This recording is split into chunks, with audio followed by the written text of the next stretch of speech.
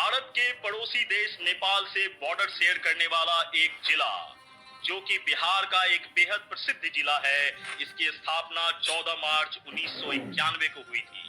सहरसा जिले से कटकर यह जिला बना जो आज बिहार के 38 जिलों में से एक है। सुपौल जिला वैदिक काल से ही मिथिलांचल का हिस्सा रहा है। महाभारत में इस क्षेत्र को मत्स्य क्षेत्र के रूप में संदर्भित किया गया है। दुनिया की दो सबसे पुरानी लोकतंत्र अर्थात अंगूटारन और अपाट निगम बौद्ध युग में इसी जगह अपने अस्तित्व में आई थी। प्रसिद्ध ऐतिहासिक और धार्मिक स्थान से सजा यह शहर आज देश के उन 250 सबसे पिछड़े जिलों में शामिल है जिसे पिछड़ा क्षेत्र अनुदान निधि कार्यक्रम के तहत धन प्राप्त हो रहा है। सुपौल मिथिला क्षेत्र का हिस्सा है। सुपौल जिले में एक विद्यालय है जिसकी स्थापना 1898 में दरभंगा महाराज ने अंग्रेजों के साथ मिलकर की थी। दरभंगा महाराज ने इस विद्यालय के लिए जमीन का अनुदान किया था। उस समय आईसीएस ऑफिसर एच.सी. विलियम्स जो आज के समकालीन आईएएस ऑफिसर होते हैं, उन्हीं के नाम पर विलियम्स हाई स्कूल का नाम रखा गया। देश को अंग्रेजों की गुलामी से मुक्त कराने में सुपौल के लालों ने भी बढ़ चढ़कर हिस्सा लिया।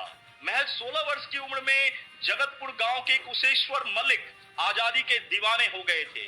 कुशेश्वर मलिक का जन्म 1926 में जगतपुर में हुआ था। छोटे उम्र में ही माता पिता का देहांत हो जाने के कारण उनका बचपन बेहद कठिनाई में बीता। उन्होंने भारत मां को गुलामी की जंजीर से मुक्त कराने के लिए बेहद महत्वपूर्ण भूमिका निभाई। अगस्त 1942 में जब गांधी जी ने भारत छोड़ो आंदोलन की शुरुआत की, उस समय वो गणपतगंज हाई स्कूल में मैट्रिक की पढ़ाई कर रहे थे। वो मात्र 16 वर्ष की आयु में गांधी जी के आह्वान पर स्वतंत्रता संग्राम में कूद पड़े। युवा जोश में करेंगे या मरेंगे का नारा लगाते हुए उन्होंने क्षेत्र के अग्रणी स्वतंत्रता सेनानी अच्युतानंद झा, जयराम मिश्र और कुलानंद मलिक जैसे अपने कुछ अन्य साथियों के साथ सुपौल डाकघर पहुंच गए। वे वहां मौजूद लोगों को अंग्रेजी हुकूमत के खिलाफ भड़काकर स्वतंत्रता आंदोलन में शामिल होने के लिए प्रेरित कर रहे थे। इसके बाद वहां मौजूद भीड़ के साथ डाकघर के अंग्रेज पृष्ठपोषक अधिकारी के समक्ष विरोध प्रदर्शन किया। मलिक अपने क्रांतिकारी साथियों के साथ वहां तोड़फोड़ कर रहे थे। उन्होंने डाकघर में सरकारी दस्तावेज को तहस नहस कर दिया। इसके बाद अंग्रेजी सिपाही उनके पीछे लग गए, लेकिन वह अपने दो अन्य क्रांतिकारी साथियों के साथ फरहा घाट के जंगल में छुप गए। 3 दिनों तक बिना कुछ खाए जंगल में भटकते रहने के बाद जब वे और उनके साथी फरहा जंगल से निकलने का प्रयास कर रहे थे, तभी पुलिस ने उन्हें और उनके दोनों साथियों को गिरफ्तार कर लिया। अगले दिन वहां के स्थानीय समाचार पत्रों में छपा कि जंगल के 3 शेर पकड़े गए। गिरफ्तारी के बाद कुशेश्वर मलिक को बक्सर ले जाया गया। उनके ऊपर देशद्रोह का और राष्ट्रीय संपत्ति को नुकसान पहुंचाने का आरोप लगाकर भागलपुर सेंट्रल जेल भेज दिया गया। लगभग 3 वर्षों तक जेल में रहने के बाद 1945 में उन्हें जेल से रिहा किया गया। इसके अलावा राजनीति परिवेश में भी बहुत सारे महान शहीद जैसे रणधीर वर्मा आदि व्यक्ति हुए जो सुपौल से ताल्लुक रखते हैं। महात्मा गांधी जी भी 1934 के भूकंप में जगतपुर गांव में आजादी के दीवानों को एकजुट करने के लिए आए हुए थे। नेपाल की एक ऐतिहासिक शहर राजविराज, जहां 8वीं शताब्दी का प्रसिद्ध राजदेवी मंदिर है और यह छिन्न मस्तिका शक्तिपीठ के करीब है, इसमें सुपौल की संस्कृति की झलक देखने को मिलती है। यह कुनौली सीमा से कुछ ही दूरी पर स्थित है।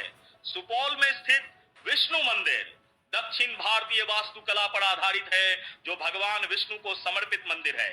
यह जिले का एक प्रमुख पर्यटन स्थल बन गया है। यह क्षेत्र की मिथिला संस्कृति में दक्षिण भारतीय सार को जोड़ता है। यह मंदिर राष्ट्रीय राजमार्ग 106 पर स्थित है।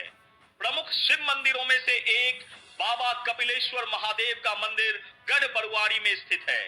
कपिलेश्वर महादेव मंदिर में भक्तों के बीच विशेष महिमा देखने को मिलती है।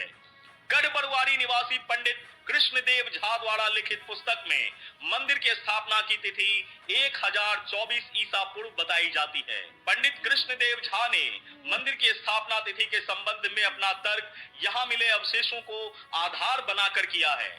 कहा जाता है कि कपिलेश्वर महादेव मंदिर का यह स्थल अति प्राचीन है और प्राचीन काल में हरिद्रा नदी के किनारे एक पहाड़ी पर स्थित यह मंदिर हुआ करता था, जहां कपिल मुनि ने तपस्या की थी। ऐसा भी माना जाता है कि मंदिर का नाम कपिल मुनि के नाम पर ही पड़ा। कालांतर में इस मंदिर का विकास राजा महाराजाओं के द्वारा लगातार किया गया। मंदिर परिसर की भौगोलिक और अन्य संरचनाओं को इतिहासकारों ने भी माना है। इसके अलावा प्रसिद्ध ऐतिहासिक और धार्मिक स्थान दुर्गा स्थान परसरमा सुपौल जिले में स्थित है।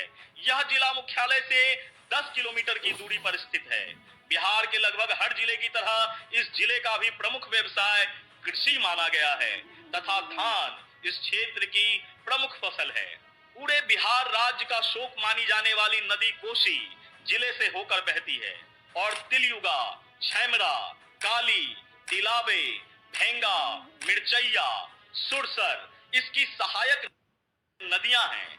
जिले की मिट्टी का प्रकार कहीं अम्लीय है तो कहीं क्षारीय। सुपौल शहर जिले का प्रशासनिक मुख्यालय भी है।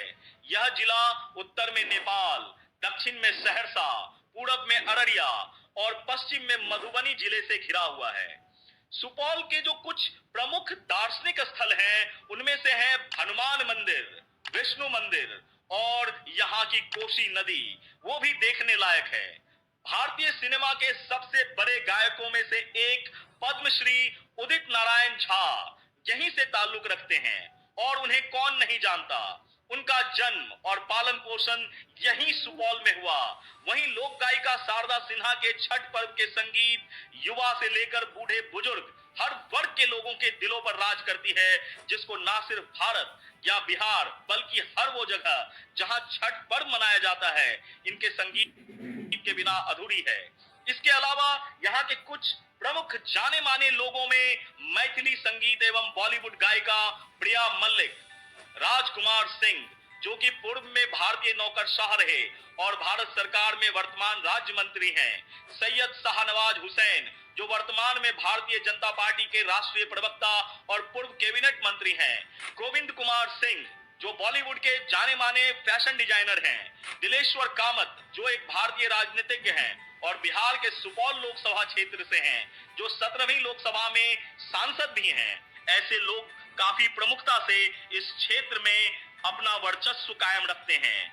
ऐसे ही और एक नए जिले की कहानी के साथ आपके सामने फिर से उपस्थित होगा मैं बिहार हूं।